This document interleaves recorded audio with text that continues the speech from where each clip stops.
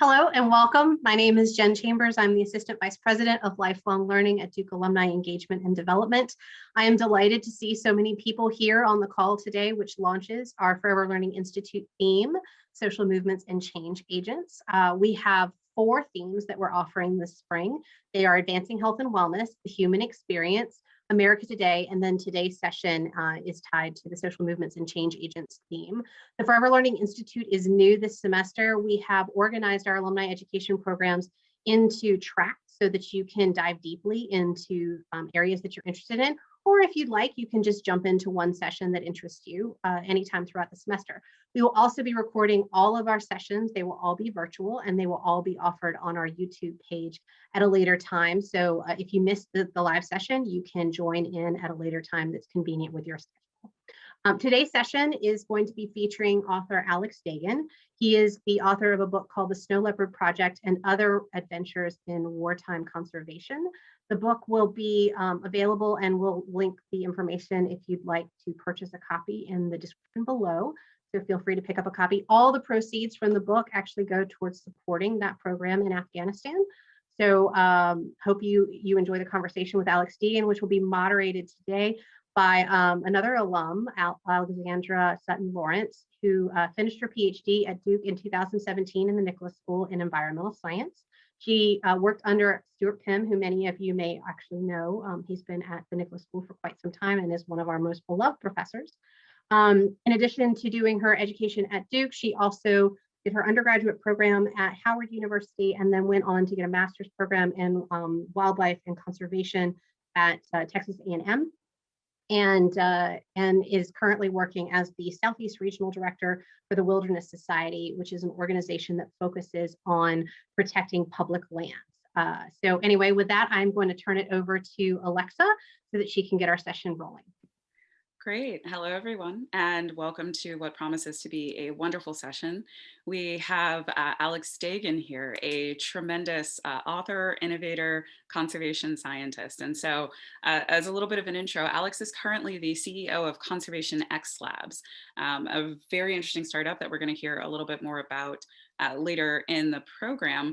Prior to taking on that role, he also held the position of Rubenstein Fellow and Chanler Innovation Fellow at Duke. He was the chief scientist at USAID, also held significant roles at the State Department, during which time he worked with the Obama administration using science policy and science diplomacy to advance objectives across multiple different countries, actually, but predominantly Iran, Afghanistan, et cetera. And so we'll hear more about that as well today.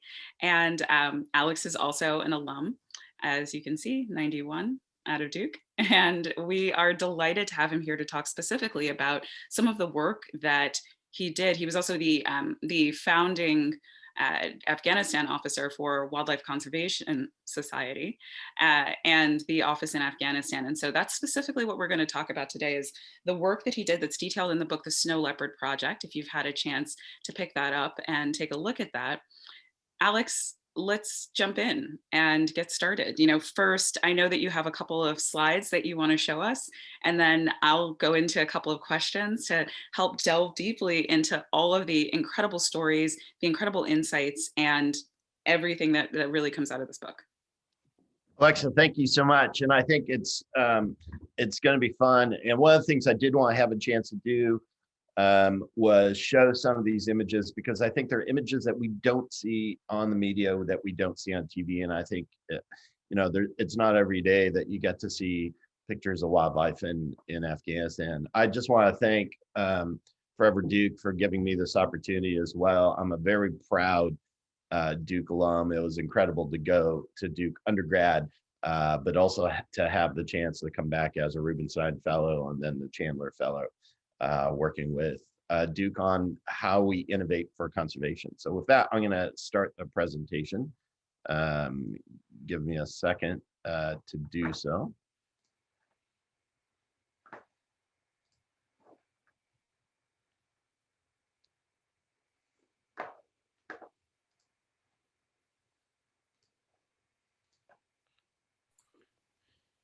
All right. So in 2006, I was invited to serve as the first country director of the Wildlife Conservation Society's Afghanistan program and was tasked with building that country's first national park. This is essentially the story of a startup. And in fact, the original title of the book was The Snow Leopard Startup. So it's only fitting that I ended up working with Duke Innovation and Entrepreneurship. The view that most people have of Afghanistan is informed by the images that we see in the meeting, right? A place of hopelessness, of devastation, a place devoid of life. And in fact, there were places in Afghanistan I went where I'd dig down into the soil and find soil horizons that were just filled with bullet casings that I came up with a name for that as sort of a new geological layer called the Belocene. Afghanistan, as most people know, is the longest running war in US history. There were children that were born at the start of the war that can now enlist to serve in it. And when I first got to Kabul, my impressions would reflect a lot of the images I saw in the media. We were still picking up the pieces from 3 decades of conflict. When I landed at the airport, the very first time, they were demining on the sides of the runway. There were wrecked planes and helicopters that lined the airport, which was sort of jarring when you came across it. And the buildings were, destroyed shells and pockmarked with holes of bullets and rocket fire. But we're hoping to find optimism among the rubble. WCS, which is better known as the Bronx Zoo in New York for most, their mandate was to survey what had happened to Afghanistan's biodiversity after 3 decades of war. If you remember, the Russians came in across the Friendship Bridge in 1979. It was then followed by the Afghan Civil War and the US invasion, right? We also needed to set up the governance institutions and the laws to protect its wildlife, assuming there was something to protect, and to lay the groundwork to create a national park system. And where we're going to focus on 3 areas. This area to the far northeast called the Wakhan Corridor, the area that is bordering on Pakistan called Nuristan, and then this area right in the center of the country. And if you look at Afghanistan, you see this incredible diversity of habitat and topography. It is, as much as Afghanistan was a cultural Silk Road that tied together empires and lands, it is also a biological Silk Road. It contains the high Himalaya, dense verdant montane forests, plateaus and landscapes that would allow you to think that you were in Utah in the American Southwest, beautiful pistachio woodlands that are reminiscent of African savannas, expansive wetlands critical to global bird migrations, and scorching red sand deserts in a single country. And it brings together 3 of the planet's 8 great biogeographic realms. This is the Paleoarctic, which includes Eurasia. So imagine brown bears. Afrotropic, literally Africa. We have hyenas in Afghanistan, which seems like it's hard to imagine. And Indo-Malaya, which is Southeast Asia. So you have this country that brings together hyenas and jackals, macaques and flying squirrels, flamingos and golden eagles. And at one point, Afghanistan had more cat species than all of sub-Saharan Africa. And this was in a single country. So this was a great place for us to actually do conservation. And we went out there, but part of it was setting up the infrastructure. So when I accepted the position in Afghanistan, I had $10,000 in cash, no staff, no equipment, no people. We were 6 months behind schedule, and we had no permission to be in the country. And within 4 weeks, we actually had to get teams into some of the most remote places on Earth. So you would start this trip on roads. These roads would go from tarmac to gravel. And then you would sort of, as you approach places like the Wakhan Corridor, you would run out of roads. It was really hard to discern where the road was and where the environment was. It's always disconcerting to have water and icebergs next to your rear view mirror. But at a certain point, we ran out of roads altogether. And we would have to travel on these roads. These are the roads that Marco Polo himself took, traveling from Europe. And these are roads that have been around for 1,000+ years that people have been taking to travel into these areas. And we would travel for 3 to 6 weeks. we'd have to switch these pack animals, yaks, horses, donkey, travel by foot into these places to try to figure out what had happened to the wildlife. And one of the things we had to do was teach our teams to self-rescue because it was very difficult to actually access them. People had satellite phones. We would get text messages. The only way that they could actually charge those phones was with solar panels. So we needed to do everything possible to keep our team safe.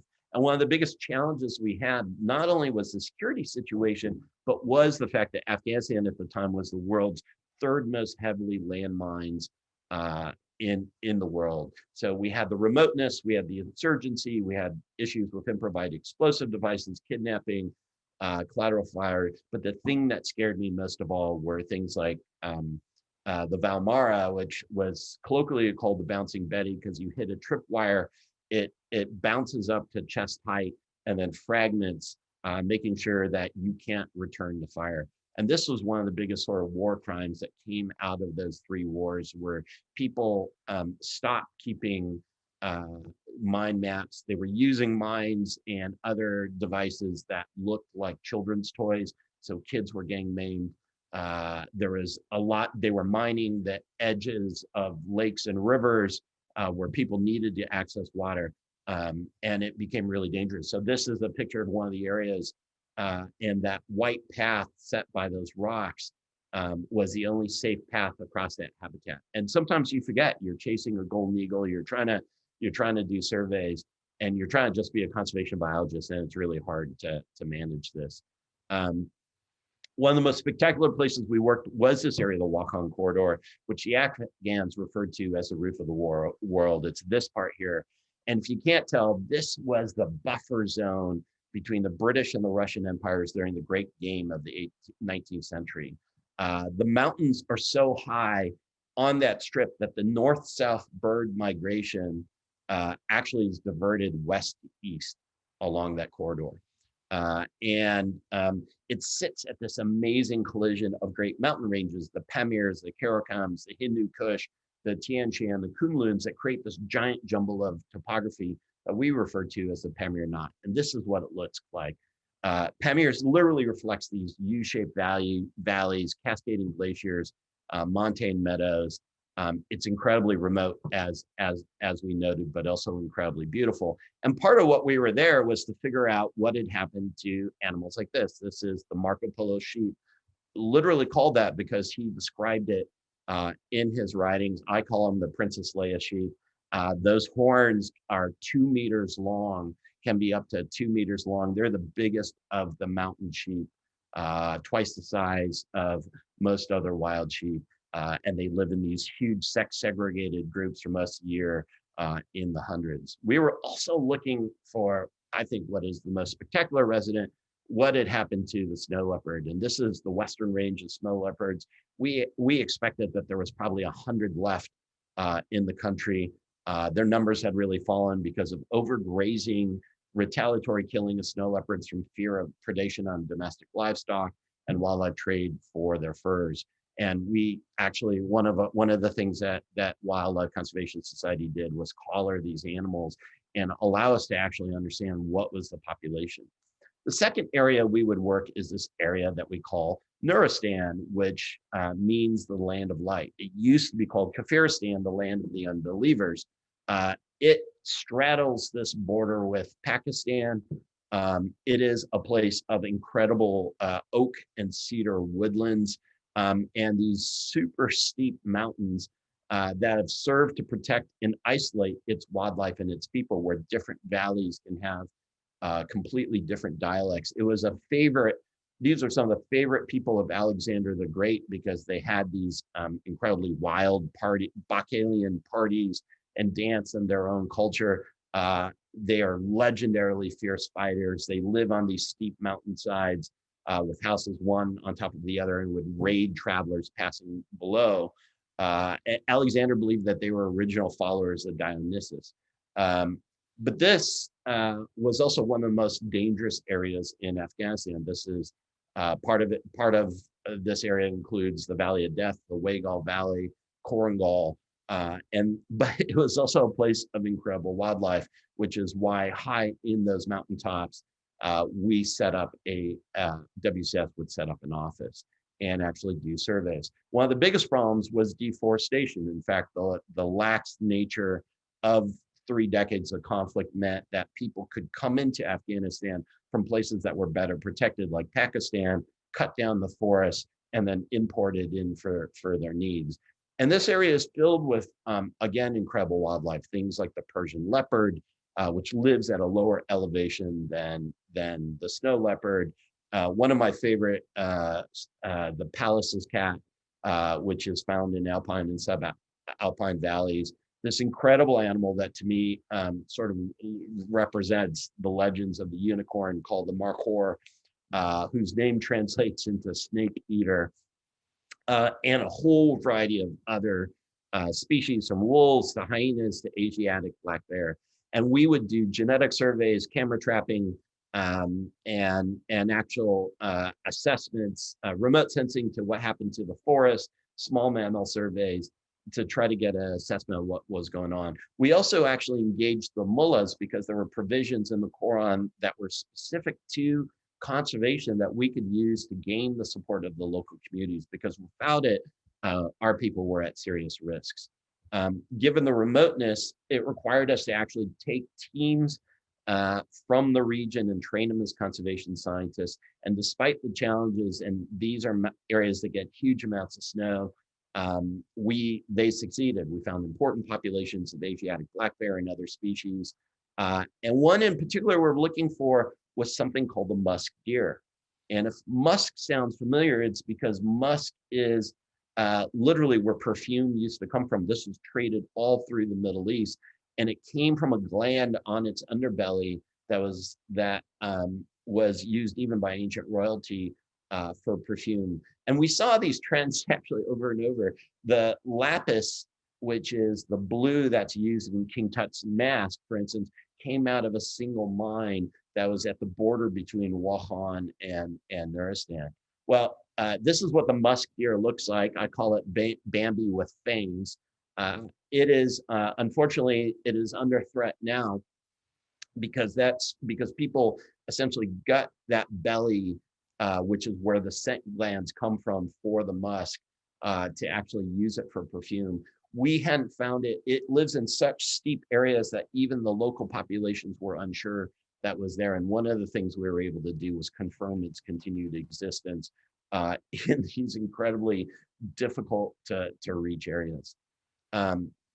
One of the challenges that we had in Afghanistan was we didn't recognize that there was actually a significant amount of wildlife trade that was going on. And that trade was driven by different people. And I'm going to show a movie at the very end of the presentation if we have time. But one of the issues was just the demand, the desire for people for sacred falcons, which are used in falconry in the Middle East. They can range in price from $10,000 to $1 million. But we also found out that the international humanitarian community and the military were putting in bulk orders for tens of comforters made out of snow leopard and lynx that involved multiple animals per bedspread, and had the possibility of wiping out lynx in the country, of putting huge pressure on this population of snow leopards. This wasn't just an issue with the West. This is we were just driving down the street and we saw a guy carrying a stuffed Persian leopard and jumped out and asked if we could take his picture. But in the stores on this place called Chicken Street, we would find skins. We also recognized that these skins were we found out that these skins were also being sold on US and NATO military bases and at embassies. And that the biggest driver of wildlife trade was the very people who had come to Afghanistan to actually help protect it. So we started this massive effort to shut down this threat, working with enforcement, working with the US military police. We started working with the Kabul airport. And for a long time, the only images in the airport flying in and out of Afghanistan was these posters that we had to raise awareness of how important Afghanistan's wildlife were. And then I got a call from the wildlife traffickers themselves. And they said they wanted to come and see me. And my image was this, that they would come with violin cases and these, 1930s Tommy guns and shoot me down at my desk. We didn't have guns. Our policy was not to carry weapons while we traveled through the region. And they came in and they actually said what they wanted to do was for me to actually train them in conservation, what species to protect, what species that they shouldn't be training. And that was one of the very last things I did in Afghanistan. We ran those training sessions for the sellers on Chicken Street and transformed the trade on those bases. But it was incredible to me that they themselves wanted to figure out what they could do to protect Afghan identity. The heart of one of the things I was going to do was in a place that's kind of famous for people because of the Buddhas that were destroyed by the Taliban. It is in this place called the Hazarajat Plateau, a huge plateau that plunges into the center of the country. And you guys may remember the Buddhas that were blown up that's out there, but 60 miles away is this incredible set of travertine lakes. And travertine is the same thing that's used in the great churches in Rome. It is, but it forms these dams that are 60 feet high and more that have created these lakes over millions of years through the accretion of supersaturated calcium carbonate in the water. This area also was spectacular because it had spectacular wildlife. Here in this place next to it called Adjar Valley, we'll see a picture of the tops of all those mountains, which are about 8,000 feet or higher, are filled with marine fossils because this all used to be part of the shallow Tethys Sea when India was smashing into the Asia plate. But you also have the second most important Shia shrine in the country. You have this incredible geology, and you can't see it, but there's a small 2 Buddhas that were unfinished that were also carved in there. And then the whole, this region includes things like monasteries that were part of Buddhism. Nearby was this former hunting reserve of the king called Adjar Valley. We would work with Afghans from the region to train them as conservation scientists to actually do surveys for things like the Persian leopard, which we would be able to verify, as well as for the ibex. We also found that not only were they there, but the poachers were there as well. And so what we needed to do was actually create the foundations for building a national park. And we started this process where we brought together the national government, the provincial government, which was led by the first female governor in Afghanistan, the local government, and then elected officials from the 30 villages around the park. And what was incredible was in 1979, this was to be Afghanistan's first national park. The Soviet invasion had canceled it. So we decided that for historical reasons and the symbolic reasons, we wanted to actually have this as that first national park. And what was incredible is that these villagers that were elected walked in from hours away, and they then we set up the rules for the governance of this park, and it was run by the villagers, by the national government, by the state government. All the things that weren't working in Afghanistan were working here. And watching this for me was a little bit like watching the Constitutional Convention. They were voting on the rules that they would use for governing their own land and protecting the wildlife. And it was a deeply impressive moment to me. And it made me realize something that when you ask why did Afghans care about wildlife? Well, when you have almost 6 million refugees that had spent 30 years in Iran and Pakistan and Dubai and other countries that then came back to Afghanistan, they saw the wildlife as critical to their identity. There's also the fact that 80% of the people depended on natural resources in Afghanistan. And we would see wildlife in people's houses, in the ways they decorated their places. We found petroglyphs that were 2,500 years old with pictures of ibex and Marco Polo sheep. But I think the best answer is that 10 years on from the anniversary of that, setting up that first national park, in 2018, this park, there's now 5 in Afghanistan, had 170,000 visitors. And those visitors are overwhelmingly the Afghans themselves. This is their park and they want it. And this is kind of the message, I think, in this book, is that conservation is hope and it's fueled by optimism. And my sense is if we can create success in Afghanistan, we can create it anywhere.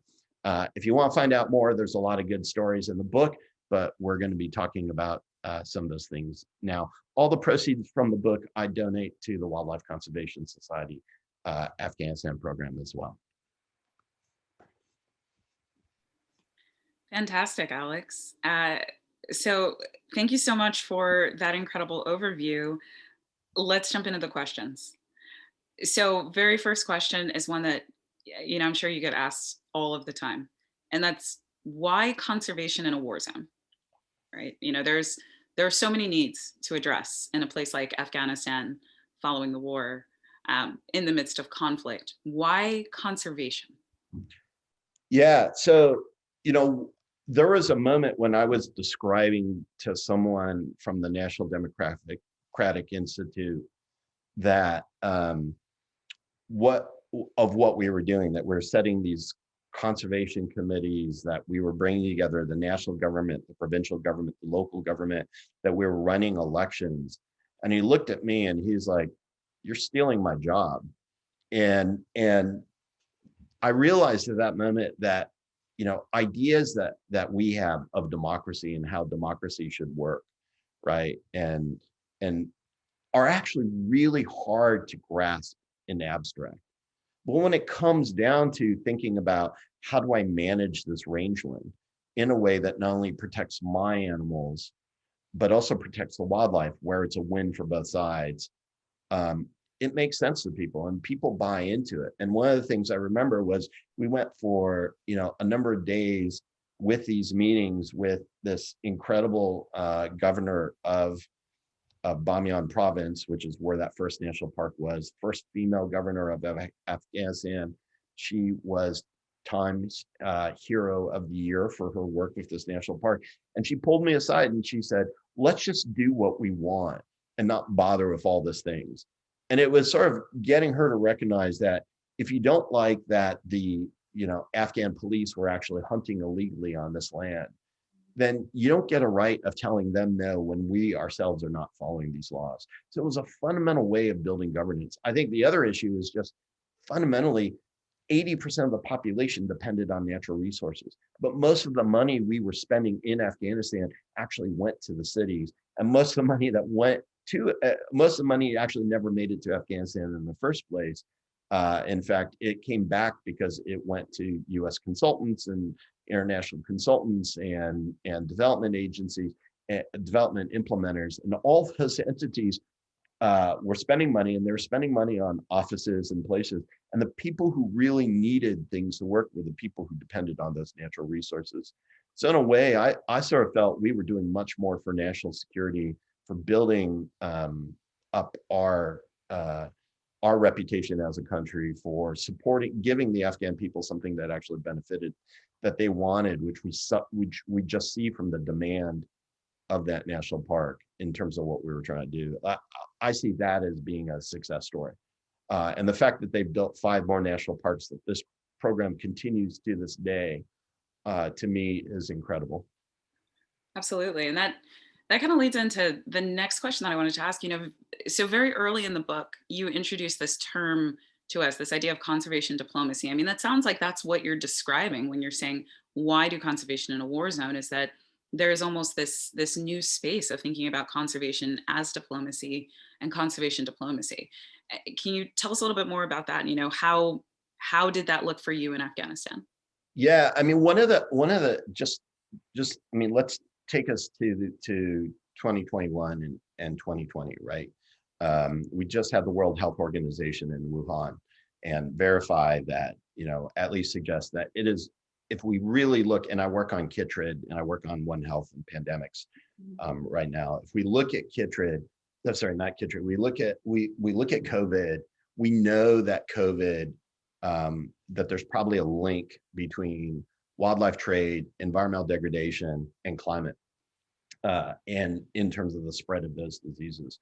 And increasingly, we are finding, whether you're talking about energy or where our minerals come from, or how we address climate change, or how we address cybersecurity, it is science increasingly that are going to be tools of how we connect through diplomacy.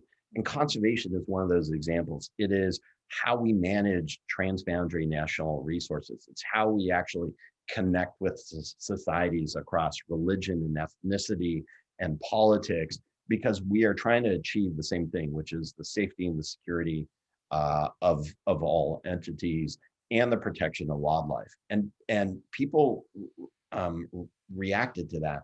We, knock on wood, but we've been very lucky that we've never been attacked in Afghanistan. I think I think the thing that most people find incredible is we were never subject to corruption or bribe. People didn't ask us for bribes. We had incredible support from the Afghan government at all levels around what we're doing. And I think it's because we were working with them on this concept of using conservation to best, not just, and empowering them, helping them with the management of those natural resources that weren't just, sort of in our interest, but were fundamentally in their interest and their survival. Yeah. And so that was kind of leading into, you answered a bit of the next question that I had, which was why, what did you do right? And what was working well for you, for your team, that you did get such incredibly widespread support? Yeah, I mean, I think it is this idea of tying into people's identity and recognizing, perhaps inadvertently, that what we were doing was rebuilding the identity of what it meant to be Afghan. This unique mix of these four regions, eco-regions around the world within this single country, and emphasizing how unique that is, how important there are flamingos at higher elevations in Afghanistan than any other place on the planet that we know of. You had tigers in Afghanistan until the 1960s. If you read the book, you know that I think that there's still a cheetah population in Afghanistan that's one of the rarest felids in the world.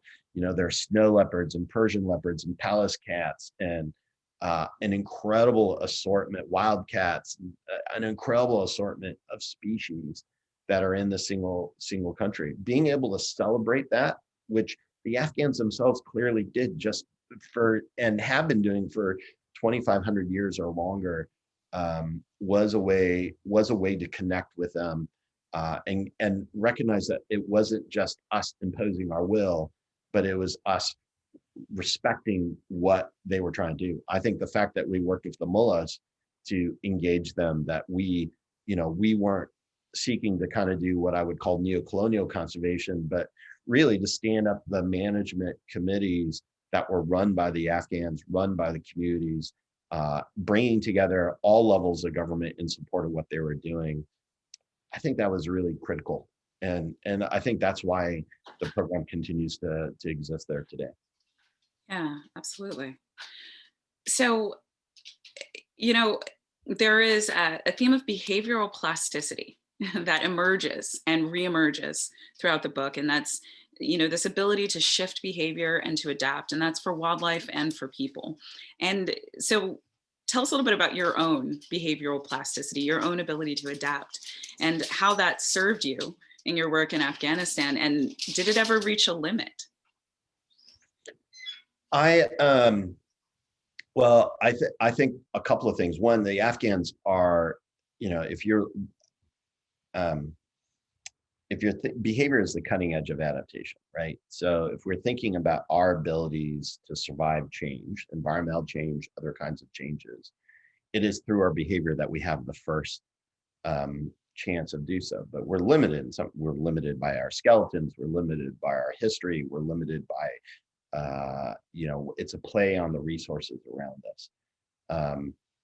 It was hard adapting to kind of the uniqueness of a war zone, which Afghanistan was. This, in these places, it was not my first war zone. I had previously worked to rebuild science in Iraq, which was part of the redirection program for former weapons scientists under the State Department, that I had a chance to work on. But they create these sort of unique cultures, and the ability to kind of adapt across, working for the military, working for the Afghan government, working with the local people, was critical at all times. But it pales in comparison to what the Afghans have had to do to survive across 3 wars and 3 conflicts, that I think is fairly extraordinary.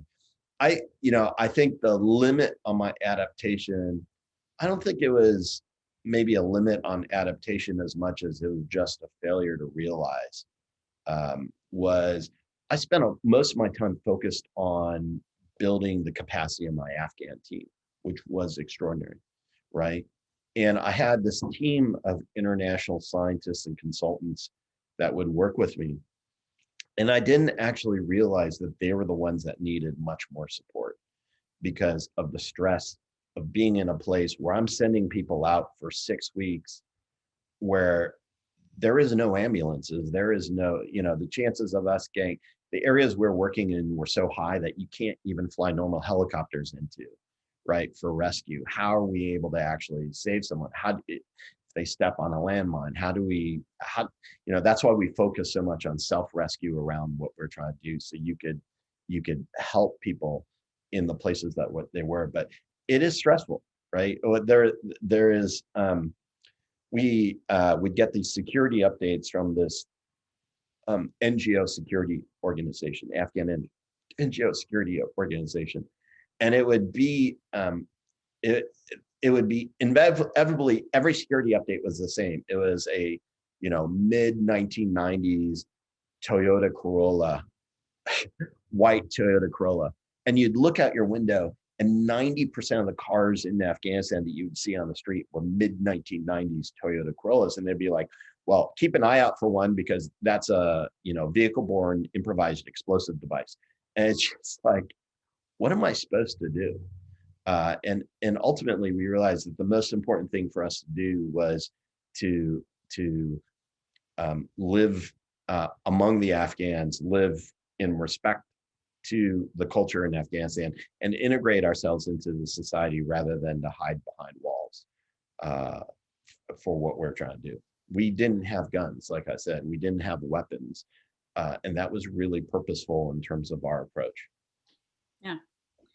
So 2 more questions, and then I think we'll shift over to some audience questions. But, there's also a lot about elevation in the book. There's a lot about being at the rooftop of the world, a lot about the meaning that elevation holds for snow leopards, for these other species, for the Afghan people. What strikes me most in thinking about elevation is the way that it expands your field of view. Being at a great height can let you see greater distances. What did you see when you were doing this work for the future of Afghanistan? And what do you see now for the future of Afghanistan? Yeah, kind of 3 things. One of the things that I didn't talk about, because there's a lot of really cool things in the book that I think are really cool, is kind of what you don't see. One of the things we were working on was a 4-country peace park, which was not a new idea. The Russians had originally proposed it in the 1930s. So bringing together this region, Wuhan, with Afghanistan, Pakistan, Tajikistan, and China, and I convened those 4 countries together to work. And the thing you don't see are borders, right? We countries enforce borders, but the fact that disease, climate, wildlife, none of those things respect the borders that are out there. So one is that we're, and this is the orbital's perspective. I have a surprising number of friends that are astronauts, and they tell me this: the second that they get into space, they don't see they get this different perspective of how they see the planet and how they see us working. And we see this in 2021 with the pandemic, right? It is so important for us to address the pandemic that we take a global perspective in how we suppress it, right? Just from an evolutionary point of view, so you don't have escape of the virus due to mutation. It is so important that we think about how we address things like transboundary water, because water flows from country to country and place to place. It's so important that we think about climate change, or we think about our energy systems, or we think about the economic systems that drive these processes around what we're doing. Most of us probably don't realize that the capacitors in the computers and the phones that we're watching this presentation on, a significant percentage of them came from artisanal scale mining that is driving deforestation in the Congo Basin, or gold that's driving deforestation in the Amazon, and is the #1 source of mercury. So these things are connected, and that is what you see when you're at elevation, is the lack of borders rather than the barriers that borders provide. And I think we need to think that way from a conservation perspective, from a scientific perspective, from our foreign policy perspective, and from an economic perspective as well. It's fantastic. So my last question, and I'll have one closing little wrap up one after we take some questions from our viewers here, and that's, Alex, so I know you as a mentor, a friend, a role model, et cetera. And I also know you as a tremendous entrepreneur, someone who is just incredibly innovative. You change, you create, you charge forward, and you clearly brought that energy to Afghanistan and to the work in the Snow Leopard startup. What else does that look like in your life? What are you doing now? What are you working on now? How does that fit into Conservation X Labs? And what did you take from that experience that you're carrying with you today? And one of the things, Alexa, that you very well know yourself as an entrepreneur, is I personally, I think field biologists, like if I was a recruiter looking to hire someone, I would hire a field biologist because of how adaptable you have to be. In Madagascar doing my PhD, I lost my motorcycle in quicksand, literally. And it's just like how you pivot. And Alexa has herself started up a really cool NGO for conservation in the field in Africa. That's stunning. But I think a lot of it was just this idea that conservation fundamentally needs hope, right? And one of the challenges we have in conservation is, I'm an extinction biologist. I can be the most depressing person in the world at a dinner party, right? Because I can spew out every statistics about insects, about birds, about vertebrate populations, about fish, about deforestation, about invasive species and disease that will just get everyone depressed. And we tend to do that, right? This idea of red lists actually drives up inadvertently demand for the very species we're trying to protect. The polar bear on the ice floe slowly drifting away actually discourages us from trying to solve climate change. And so a lot of what I'm doing is, how do we actually solve these underlying drivers of extinction through technology, through emergent science, through innovation, by creating a whole new generation of innovators and entrepreneurs and companies that will take the pressures off these places that I have helped protect and that others have helped create, these national parks, these protected areas, land and sea, by replacing those fundamental products that we use in everyday society in our economies. It is, for the longest time, conservation has been the stream, and our economy is the Mississippi River, and conservation is this little rivulet next to the river. We need to fundamentally change the products in that river, and we need a generation of solvers and solutions that allow us to do so. So that's what we do at Conservation X Labs. We build tech that will address these, that are set up to help prevent the 6th mass extinction. We run prizes and challenges, use collaboration as well as competition in a format we call an open foundry, to spin out the next generation of solutions and what will be the future of our economy.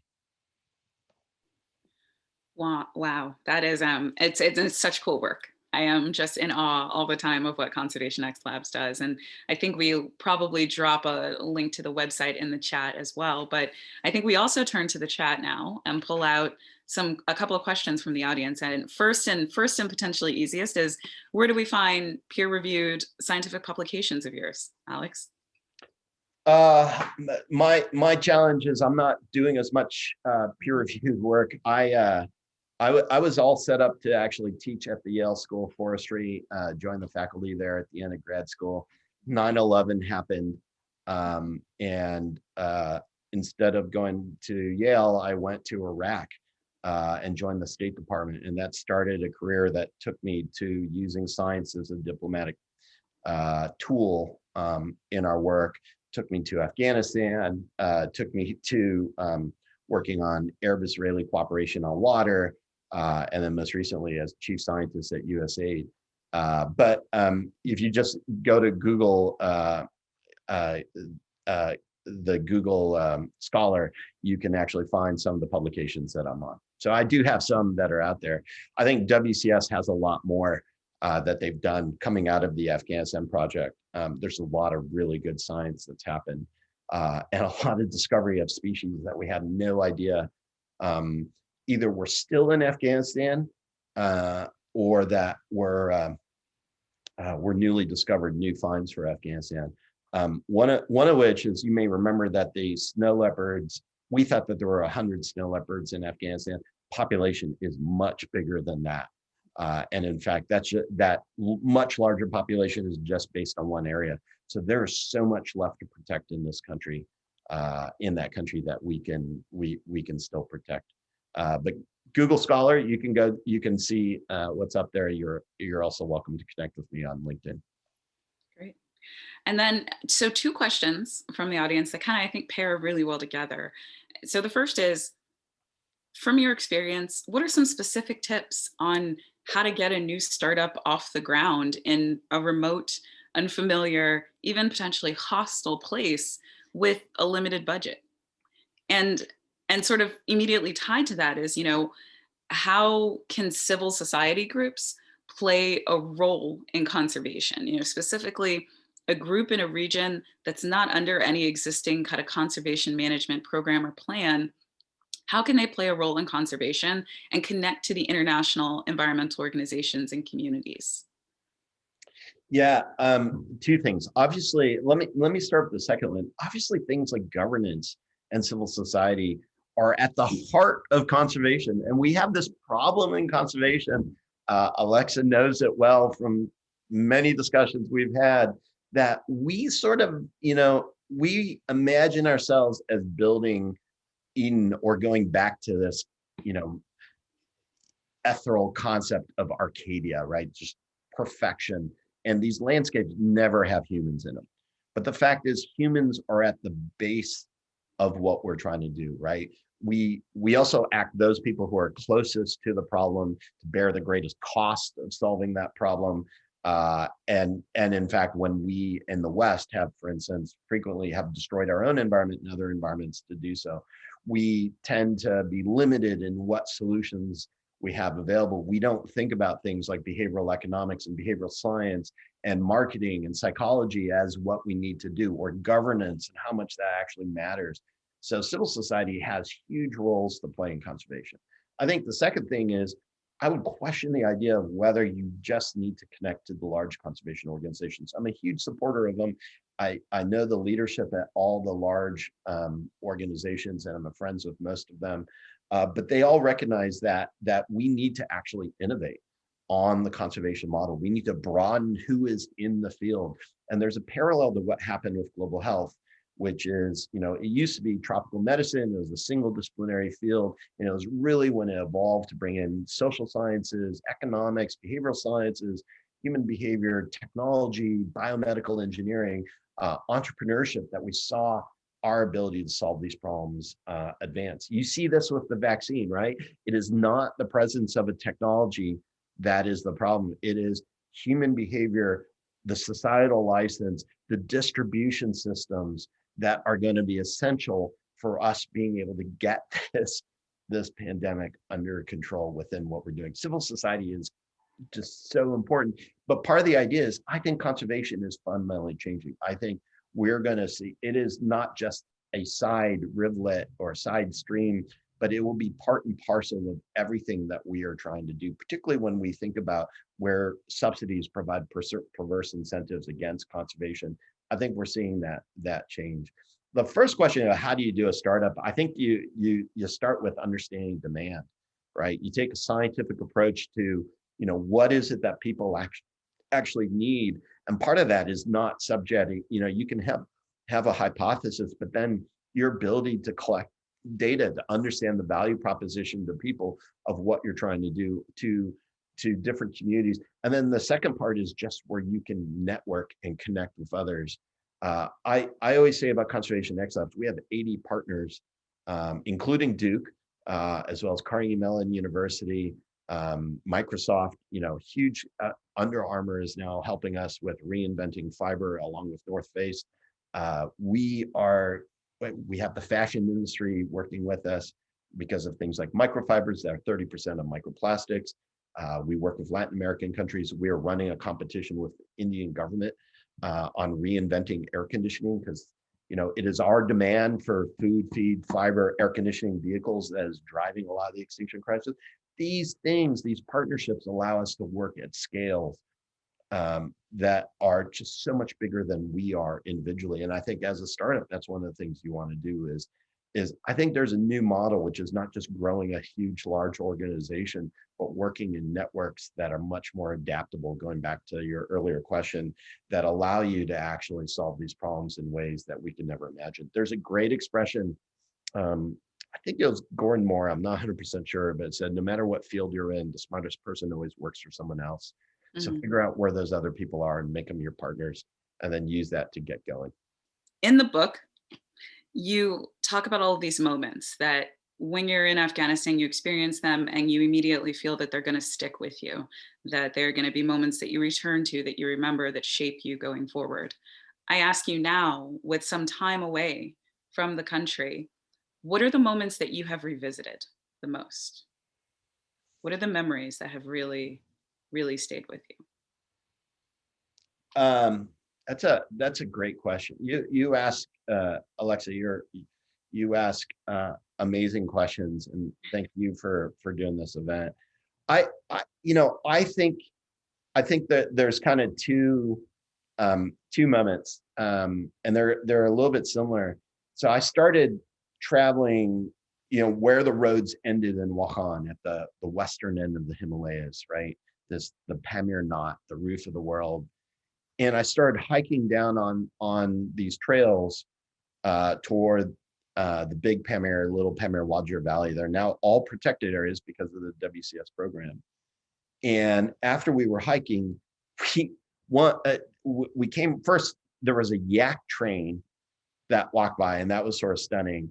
But then we came across these petroglyphs, and they were all over the place. And these are thousands of years old, and they're unprotected, but they just spoke of the history of where we were. And the same thing was when I was working to protect the first national park, Band-e-Amir, the Travertine Lakes. There's 6 of these incredible lakes. And I started climbing those hills, and there's just, everything was filled with marine fossils. And it just gave you this picture of where we are in a moment of time, right? That how many people have been here before, what has happened before, how the world is changing. And we have this, short period of time in the Earth's history I think back to those moments a lot. Beautiful. Well, thank you so much, Alex. And thank you to Duke Forever Learning Institute for hosting us today. Yeah, no, I think the challenge when we do these virtual events is you don't get to hear all the applause for this amazing presentation, because it was fascinating. The photos were beautiful and just so interesting, because it's definitely not the way that I have viewed Afghanistan. So I just want to thank both you, Alex and Alexa, for joining us this afternoon for this session. It's been truly fantastic to hear from both of you and hear your perspectives on why conservation is so important and such a huge has potential to change like an entire country in the way that they feel about themselves. So thank you so much for joining us. For those of you that are interested in joining us for our next session, it will be on March 3rd. Dean Judith Kelly from the Sanford School of Public Policy will actually be moderating that session. And we will hear from people working with the Navajo Nation, people who are working with the Durham Children's Initiative, folks that are working on changing civil policy related to the justice system. So lots of really cool things. But I think here we have proof that one person truly can change and create a lot of important change in a region. So thank you. Thanks for joining us. And I look forward to seeing you at the next class.